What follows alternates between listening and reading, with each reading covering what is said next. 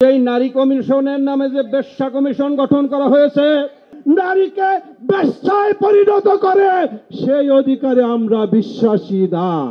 নারী এবং পুরুষের পায়ের জুতা স্যান্ডেলও সমান হয় না। এই নারীদেরকে তাদের সহ তাদের দাবি সহ এদের সকলকে ডাস্টবিনে নিক্ষেপ করা হোক। যদি এই নারী কমিশনের নামে যে বেশ্যা কমিশন গঠন করা হয়েছে, ওদেরকেও অতি সত্বর যদি বিতাড়িত করা না হয়, বাংলাদেশের ঘরে ঘরে আন্দোলনের দুর্গ গড়ে তোলা হবে, এমন ধাক্কা মারা হবে, এমন ঢেউ তোলা হবে যে বঙ্গোপসাগরের ঢেউ তার সামনে কুলাতে পারবে না ইনশাআল্লাহ। বেশ্যাদেরকে শ্রমের মর্যাদা দিতে চাইছে, এইটা তাদের একটা অধিকার তারা চাইছে, কারণ তারা অবৈধ সন্তান হিসাবে বর্তমানে বাংলাদেশে বসবাস করতেছে। তাদের এই অবৈধতা দূর করার জন্য তারা বেশ্যাদেরকে বৈধতা দেওয়ার একটা পথ খুলছে, তাদের বৈধ সন্তান হিসেবে তারা ঘোষিত হওয়ার জন্য। আর নারী পুরুষের সমান অধিকার হবে। সমান অধিকার বলতে তারা সম্পদের ভিতরে সমান অধিকার চাইছে। এই সম্পদের ভিতরে সমান অধিকার চাইতে হইলে পুরুষ এবং নারীর আল্লাহ পাক অন্য যেই জিনিসগুলি বেশ কম রাখছে ওগুলির ভিতরে তো সমান হইতে হবে। তারা যেমন নারীরা সর্বদাই পেটে সন্তান ধারণ করে, পুরুষেরাও সন্তান ধারণ করতে হবে, এইটারও দাবি করতে হবে। যারা এই দাবি করে তাদেরকে আমরা বলবো যে আপনারাও সন্তান ধারণ করেন। অনতি বিলম্বে বিতর্কিত নারী কমিশনের সমস্ত প্রস্তাব বাতিল করলেই হবে না। যে নারী নামের হিজড়াগুলো এই দুঃসাহস করেছে, গ্রেফতার করে তাদেরকে আইনের আওতায় আনতে হবে।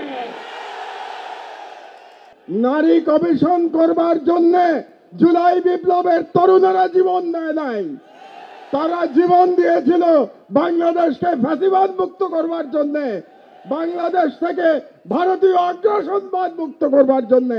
কাজেই আপনারা সরকারে বসেছেন যাতে করে বাংলাদেশে আর ফ্যাসিবাদ ফিরে আসতে না পারে। আপনাদের দায়িত্ব শুধুমাত্র সেই সংস্কারগুলি করা যে সংস্কারের মাধ্যমে বাংলাদেশে ফ্যাসিবাদের পুনরুত্থানের পথ আমরা বন্ধ করতে পারবো। নারী এবং পুরুষের পায়ের জুতা স্যান্ডেলও সমান হয় না। নারী এবং পুরুষের সমান অধিকার যারা প্রতিষ্ঠা করতে গিয়ে আল্লাহর বিধানকে আঘাত করে, তারা পাগল অথবা তারা পশ্চিমা এজেন্ডা বাস্তবায়নের দোসর। আমরা তাদেরকে যে কোনো মূল্যে প্রতিহত করেই ছাড়ব।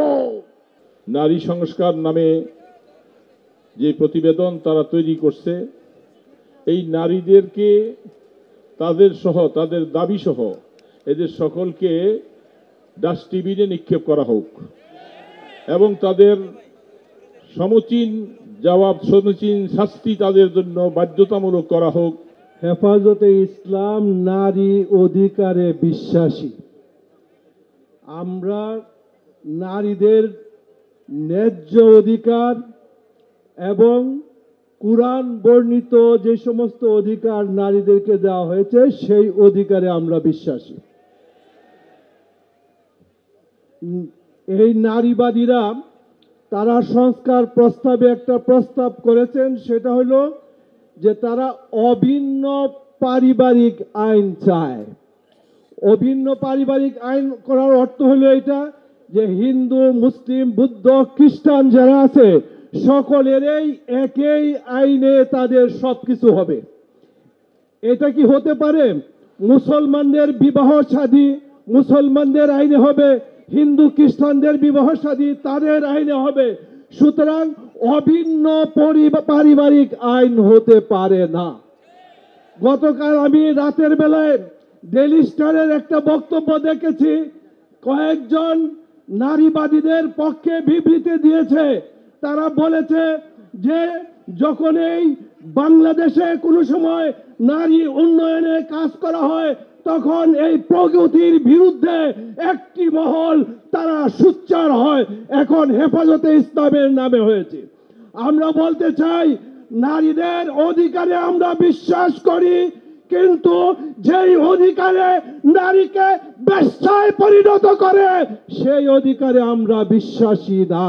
খবরের কাগজ, নিখাত, নির্ভীক, নিরপেক্ষ।